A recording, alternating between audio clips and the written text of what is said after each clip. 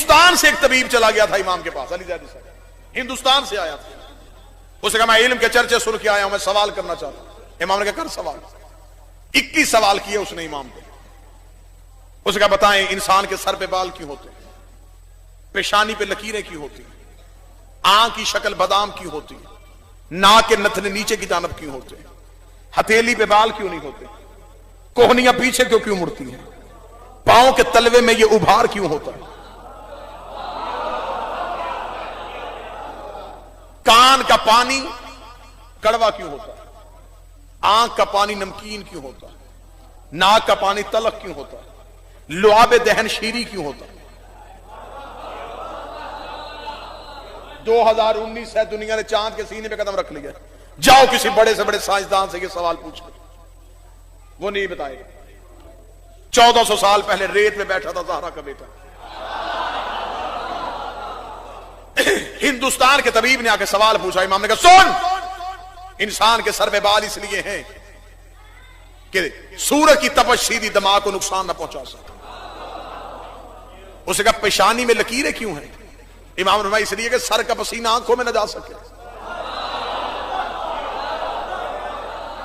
اب آپ نے کلاس بن کے نہیں سننا، آپ نے مجلس بن کے سننا.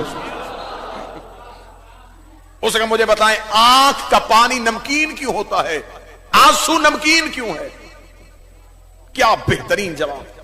امام نے فرمایا اس لیے کہ آنکھ میں ہوتی ہے چربی، چربی کو محفوظ کرنے کے لیے نمک لگانا پڑتا ہے.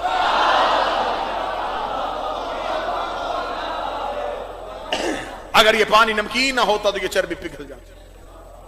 اس نے کہا کان کا پانی تلخ کیوں ہوتا ہے؟ امام نے کہا کان کا پانی کڑوا نہ ہوتا تو انسان کے سوتے ہوئے کیڑے کان کے اندر چلے جاتے. اس نے کہا مولا نتنے نیچے کی جانب کیوں ہوتے ہیں؟ فرمایا اس لیے کہ انسان سانس کھینچ کے دماغ کو دیتا. اس نے کہا ہاتھ کی ہتھیلی پہ بال کیوں نہیں ہوتے؟ فرمایا اس لیے کہ چھو کے کسی چیز کو محسوس کر سکے. اس نے کہا کوہنی پیچھے کو کیوں مڑتی ہے؟ فرمایا اس لیے کہ انسان آگے کو چلتا ہے. اس نے فرمایا پاؤں پہ ابھار کیوں ہوتا ہے؟ فرمایا انسان اپنے بدن کا وزن اٹھا سکے. یہ تو میں نے چن چن کے سوال بتائے. 21 سوال جب اس نے کر لیے، 21 سوال کرنے کے بعد ہندوستان کا طبیب امام کا چہرہ ایسے کا ایسے ہی دیکھتا رہ گیا. امام نے کہا تو نے سوال کر دیے، میں نے جواب دے دیا، اب بتا کیا پوچھنا چاہتا ہے. اس نے قدموں میں گر کے بتا کے لگا سچ بتا زہرا کا بیٹا جو تو نے بتایا ہے یہ عالم نہیں بتاتے، خالق بتاتے ہیں. یہ چیزیں عالم نہیں بتاتے. تو نے کہیں انسان کو خلق تو نہیں کیا. تو تو بیماریوں کے حل نہیں بتاتا، تو انسان کے بدن کی کیفیتیں بھی بتاتا. ایک ریسرچ سکالر نے تحقیق کی تھی. تحقیق اس پہ کی تھی چیونٹی پہ. چیونٹی کیڑی، اس پہ تحقیق کی. کتنے سال؟ 60 سال. وہ دنیا کے ہر کونے پہ گیا. ریگستانی علاقوں میں کیسی ہوتی ہے، میدانی علاقوں میں کیسی ہوتی ہے، آبی علاقوں میں کیسی ہوتی ہے، ان کی رنگتیں کیسی ہوتی ہیں، بھورے رنگ کی رنگت کون سی ہے، کالے رنگ کی چیونٹی کون سی ہوتی ہے، کھاتی کیا ہے، کتنی دیر زندہ رہ سکتی ہے.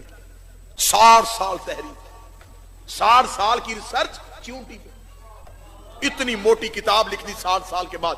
دی آنٹ چیونٹی کتاب مارکیٹ میں آئی، تہلکا مچ گیا. چیونٹی پہ 60 سال، کتنی لمبی تحقیق. لوگوں کے خط آنے شروع ہو گئے، کیا کہنے تیری ریسرچ کے، بہت بڑی ریسرچ. نجف کے طالب علم نے اسے ایک خط بھیجا. اس میں مولا علی کا وہ خطبہ تھا جو علی نے چیونٹی پہ دیا تھا. اب اگر نوجوان ہاتھ اٹھا سکو تو میں جملہ پڑھوں. اس ریسرچ سکالر نے علی کا وہ خطبہ پڑھا، وہ اپنا سر پکڑ کے بیٹھ گیا. اس نے کہا میں نے زندگی کے اتنے سال ضائع کر دیے، کاش مجھے کوئی یہ خطبہ پہلے دے دیتا. میں نے تو یہ پتہ کیا تھا کہ چیونٹی کی نسلیں کتنی ہے،